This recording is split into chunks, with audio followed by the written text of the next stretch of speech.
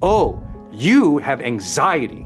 Most people actually don't have anxiety. Like at a clinical level, it's barely in the double digits. And so most people, they're not experiencing clinical anxiety. They're really stressed. And so the issue that we have is we use these words and we globalize them and we make them so extreme that they feel catastrophic. Don't globalize, generalize, and catastrophize so much. And then we can really get you finding progress again.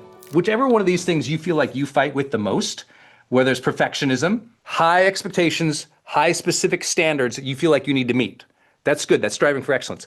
But if it is a negative internalization and you beat yourself up and you feel inadequate to do the thing, that's where we get maladaptive. So there's perfectionism, low self-esteem, procrastination, and overwhelm. Really, this column tends to come from inadequacy, not always, tends to, okay? And procrastination and overwhelm tend to come from uncertainty.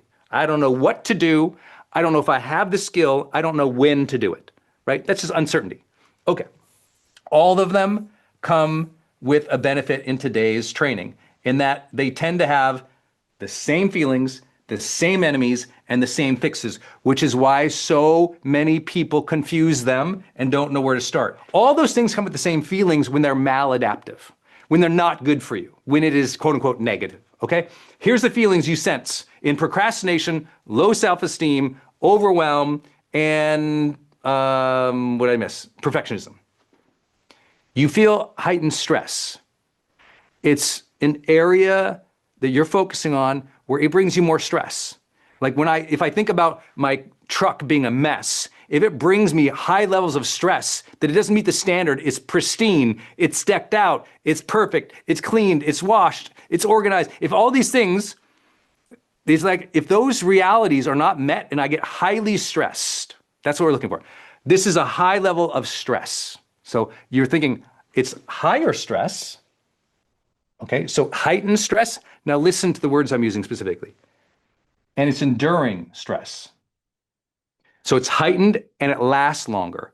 In some cases, when it becomes very unhealthy, when we start using words like, I'll share it later, like disorder, what's happened is it's very heightened and it's chronic. It's always there. Like when you're in a bad place in perfectionism, as an example, you have very high expectations. They're not being met.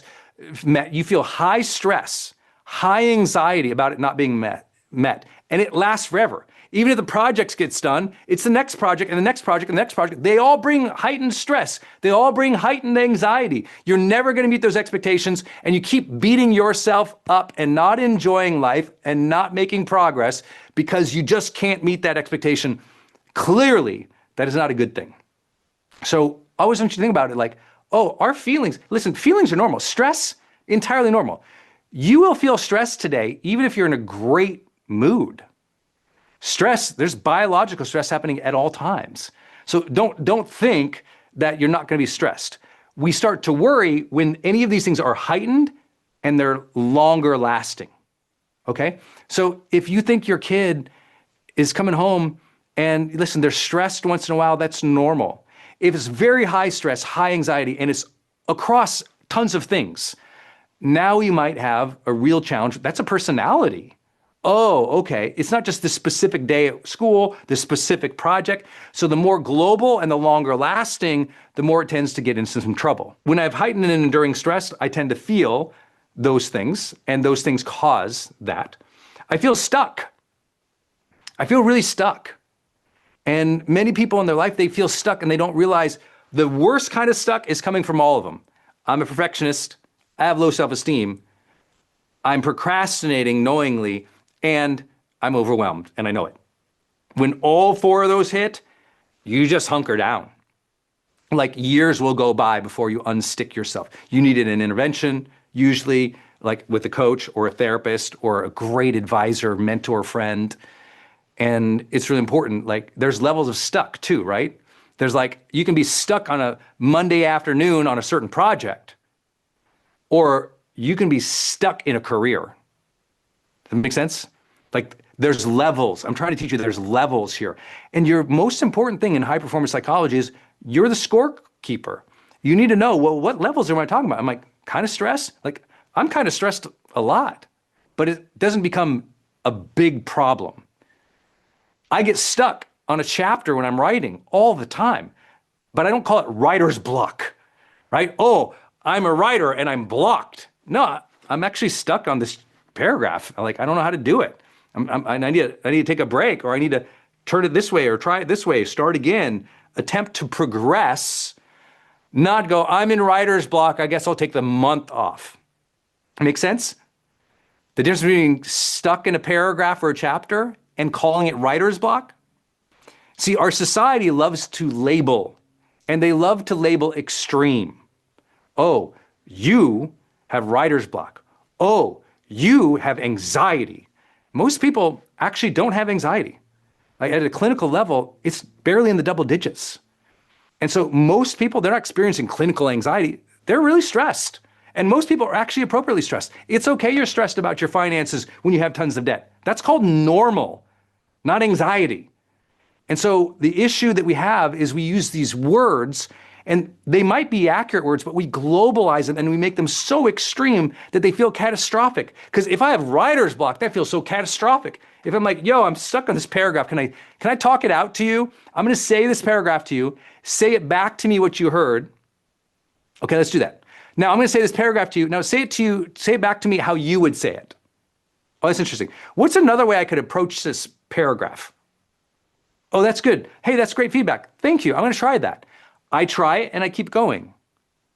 But if I call it writer's block, oh, I must need a vacation to Bora Bora, you know? It must be my childhood causing writer's block. Yo, you're stuck on a paragraph. Your childhood has nothing to do with that chapter. Can we just let's stop.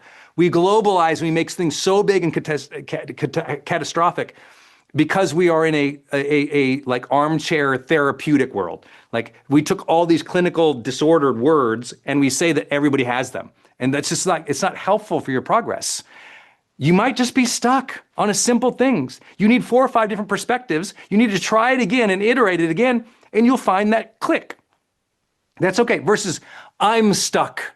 Brendon, I need to come to your seminar because I'm stuck in my life. I'm like, you're not stuck in your life. You and your husband are fighting a lot. Let's just deal with that. That's different than being, I'm stuck in my life. Does that make sense? Don't globalize, generalize, and catastrophize so much.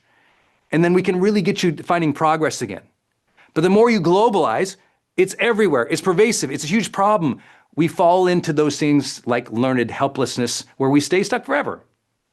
I hope I'm not berating too much here. I'm just trying to get you to understand most of what you're dealing with is low grade stuff. It's not super high. It's not super chronic. Not most people. But I want to let you know, it's like, it's okay. Like, you probably aren't globally stuck somewhere. Okay. It's like, I was with a friend. He was literally, I'm not kidding. This is like a couple weeks ago. My friend, he calls me. He's freaking out. He's like, I'm stuck in Africa. He's on a safari. I'm like, you're stuck in Africa. Yes, I'm stuck. And all these things are going to go down. I mean, okay, let's talk about this. Are you saying you can't get a flight today? That's what he was saying. But see, I'm stuck in Africa. It's like, bro, you can't get a flight today. Let's just like, can we use appropriate language? It really helps us internally. Does it make sense? How often we use the wrong, big, explosive language and phrases that prevents us from going, okay, iterate, try the next thing. I'm like, bro, hang up with phone with me, call 4 more airlines, then hit me back. Sure enough, like 35 minutes later, he calls me back. He's like, oh, I got out tomorrow, thank God. But he was making this huge global scary thing. Do you do that in your life? I think a lot of people do that specifically around stuck. And I'm like, you're just, stuck is so like myopic. It's so like short term. And I think if you give yourself that gift, then you won't face writer's block or be stuck in Africa. Okay, here's a big one though. And I'm teasing a little bit on purpose because this one's tough. Self-loathing. Now, this is where you know that things get really maladaptive. Self-loathing is where, because of things not going the way that you wanted, you hate yourself. Because you're not doing the things you know you should do, you hate yourself. Because you always feel like you can't handle things and you're overwhelmed and you don't know what to do, you hate yourself. So see, this is the thing we have to be very careful about. when all of a sudden these things are happening, which are normal, right? Striving for excellence is normal.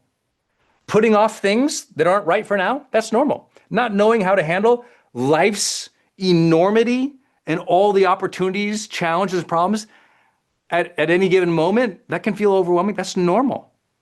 When those normal things make us feel inadequate or lower levels of self-esteem, so much so we start self-loathing. And I want to give you some language about this that might help. What do I mean by self-loathing? Self-loathing equals self-talk. You speak self-hate to yourself. Like the words going on in your brain aren't just low self-esteem. Like low self-esteem can be high levels of criticality. Like I'm just very critical on myself. Self-loathing means I hate myself. And I start using language because I can't handle the world or I don't get everything right. I must not be good enough. So I'm going to berate myself. I'm going to say really negative things to myself because there's a lot going on. I can't handle it. I'm not good enough. I'm a failure. And now I start calling myself's name. I'm a failure. I'm no good. And you start saying like really negative things. Like self-loathing can very quickly fall into hopelessness, can very quickly fall into suicidal ideation. Because whatever we hate, we tend to very much dismiss and we throw language at it. You see this in ideology, right?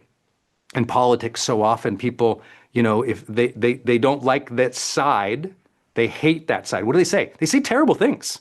They don't like the side, so they call them names. They say really terrible things. They threaten their life, they threaten their kids, they threaten their careers. You start threatening and speaking ill and hate towards things that you don't understand, relate with, feel like you can progress towards, influence, or they just like have a values conflict. You start saying very terrible language. Well, a lot of people internalize that. They don't like their side, their values, their behaviors, who they are, how they're going about the world, so they really speak awful. And I just want to let you know, if you're in a self-loathing mindset, and that's been something that's been like often in your life, and it's been enduring, and it's really critical, and it's mean, and you're really mean, like you hear it you hear yourself saying really mean things and harmful things to yourself that you would never say to somebody else.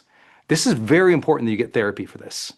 Like while I'm the high performance coach and I train tons of therapists and psychologists all around the world, they also come to me because they realize, I tell my audiences this all the time, like if you have trauma or major self-loathing, it's very important that you see a therapist because there is very clinical specific things that they can do to work with you on, and it's very necessary. And so a hype conversation or even psychological performance training like I'm trying to do today with the performance part about it, I'm just here to let you know, it's like, if there's been enduring self-loathing, you need some help in that category. That's super hard to overcome. And so I tell people all that time because I'll give you some fixes, some interventions that you can do that will help you get progress. But the hardest person to get progress for is the meanest person to themselves. The hardest person to get progress for is a mean person themselves. They're self-hate, they're self-loathing. They're so mean to themselves. So please notice that. What else is there? In all categories of perfectionism, low self-esteem, procrastination, overwhelm, there's social angst. Social angst. And the social angst comes on both sides of the coin. There's one side of the coin, social angst is like, if I'm a perfectionist, I have a lot of angst about other people not meeting expectations. My angst is called compliance. Like, they need to get better. How can they be so low performing? And I loathe the fact that they're not a high performer. If that social angst starts creating division in your life, where you're so mad that your brother or your sister isn't as good as you, where you're so mad that somebody on your team is just not, meeting that level, that now you're mean to them, dismissive of them, unprofessional with them, now we've got a problem. Does that make sense? So that's common, social compliance. The other side of social compliance or social angst is you feeling the need to meet their expectations. A lot of perfectionism is actually not about your perfectionism. A lot of perfectionism comes from there's this high bar of standard that other people have set, and I'm scared I'm not going to meet it. And so I have anxiety. I worry about rejection. I worry about judgment. I worry about social comparison. All those things are other people oriented, and it causes me angst, right? And again, there's heightened levels of angst and there's long-going angst. Like the more social angst I have about not being able to meet somebody else's needs, well, the higher and the longer that goes, the lower my self-esteem is going to be, right? Think about that. The heightened stress, stuck, self-loathing, or social angst I feel, and the longer it endures, the more it's going to drop down my self-esteem. So that's why getting progress is really important in people's lives, right? Because when I don't sense that, I'm going to feel these. When I don't sense progress, I'm going to feel these. When I don't sense progress, I'm going to feel these. You can have progress, and these can be part of that. Certainly, they're not all mutually exclusive. But if I don't sense a sense of progress, it's going to be like, I'm never going to meet their needs. They're never going to do better. Why try? And we become resigned. Hey, my friend, sun is going down behind me, and I just want to thank you for watching my YouTube channel. You know, so many of my subscribers are always asking me, Brendon, how do I go to another level of my life and stay consistent in my personal development and really get progress? You know, we all want to be more motivated, more productive, more confident. We want to be better leaders. We want to be better at our craft. But how do you do that on a consistent basis? Well, that's why I built Growthday. It's an app that you can use that builds your personal growth streak. That every day you come in and you do a series of actions and you listen to some inspirational training and life strategies that advances your life. It's very hard to stay consistent in your life. I know sometimes you watch a YouTube video, you read a book here, you listen to a podcast there, but you're not developing your habits, you're not scoring yourself, you're not finding real progress and insight that kind of wows you and opens up to, I say, the awe and the real agency that you have in life. So please go to Growthday in the App Store. Just go to the App Store, go to Growthday or go to growthday.com and get Growthday. I promise you, with your 7-day free trial, you'll go through Growthday, and in 7 days, you're gonna be like totally like feeling fired up, but also you'll find a new momentum. Because every day as you do your growth streak, you start to really discover what you're made of.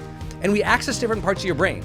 You're listening to something inspirational, you're doing a checklist or doing a journal prompt that blows your mind, you're scoring your habits and reflecting on your day in ways you've never done before. We're basically taking all of personal development and putting it into a streak that you'll get like totally addicted to.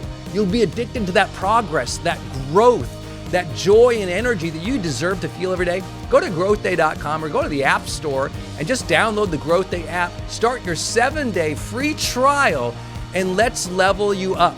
Every day is a great day to grow, but you have to stay consistent to get real progress and to really change your life. Go to growthday.com or go to the App Store and get the Growthday app right now.